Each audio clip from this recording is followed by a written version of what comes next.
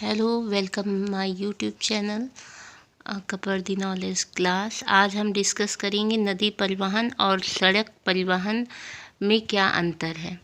तो नदी परिवहन क्या है और सड़क परिवहन क्या है, इन दोनों में अंतर हम डिस्कस करेंगे। तो ये क्वेश्चन आता है, ये क्लास 10 सामाजिक विज्ञान से ये हमने प्रश्न लिया हुआ है। नदी परिवहन और सड़क परिवहन में क्या अंतर है, स्पष्ट कीजिए।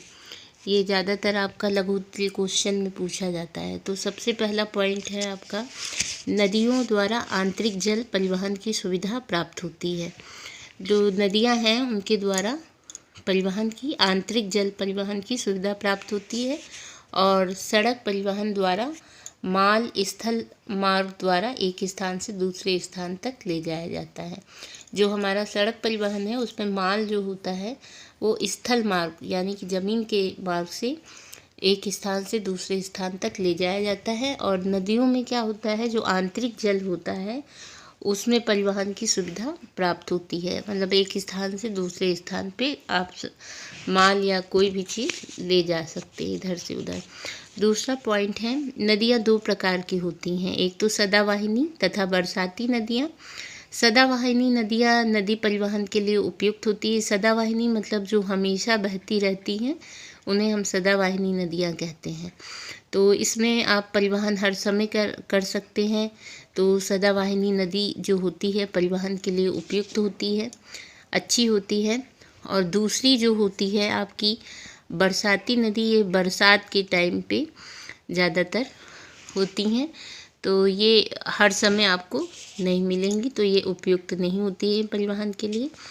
तो नदियाँ दो प्रकार की होती हैं, सदावाहिनी तथा बरसाती नदियाँ।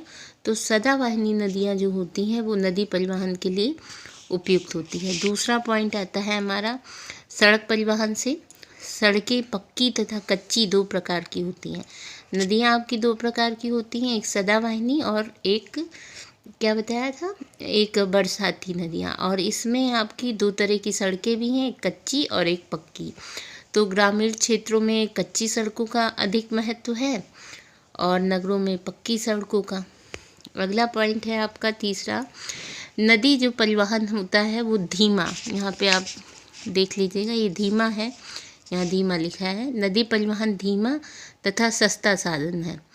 ये मतलब बहुत जल्दी एक जगह से दूसरे जगह माल को नहीं ले जा सकती है, लेकिन ये सस्ता आपका साधन है। और सड़क परिवहन जो है अपेक्षाकृत अधिक तीव्रगामी है, मतलब तेज़ी से यहाँ परिवहन कर सकते हैं, एक स्थान से दूसरे स्थान पे माल ले जाते हैं, तथा अधिक खर्चीला साधन है और खर्चीला भी है। इसमें ज़्यादा आपके पैसे खर्च होते हैं।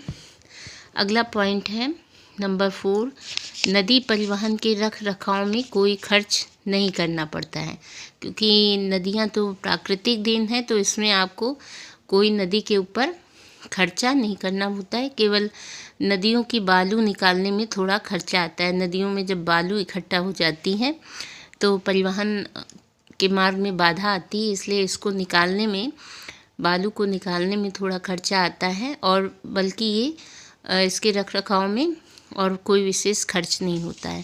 और सड़कों को तो आप जानते हैं कि सड़कों के मेंटेनेंस के लिए अधिक खर्च करना पड़ता है। कभी गड्ढे हो जाते हैं, बारिश में पानी भर जाता है तो टूटने फूटने लगती हैं। इस तरह से सड़कों के रख रखाव पर अधिक खर्च करना पड़ता है। अगला पॉइंट है आपका नंबर 5, नदी के जल स्तर में काफ़ी बदलाव होता है, अतः यह अधिक विकसित नहीं है। नदी में क्या है, कभी पानी का स्तर जो होता है बहुत ज़्यादा हो जाता है और कभी बहुत निम्न स्तर पे चला जाता है जल, तो इसलिए ये अधिक विकसित नहीं है।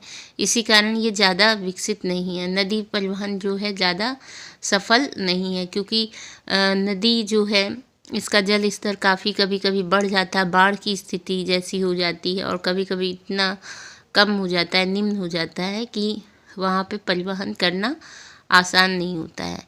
और सड़क में क्या है, सड़क परिवहन में, देश में सड़क परिवहन विकसित अवस्था में है। आज देश में 30 लाख किलोमीटर से अधिक लंबी सड़कें हैं। तो ये आपका सड़क परिवहन और नदी परिवहन में अंतर था।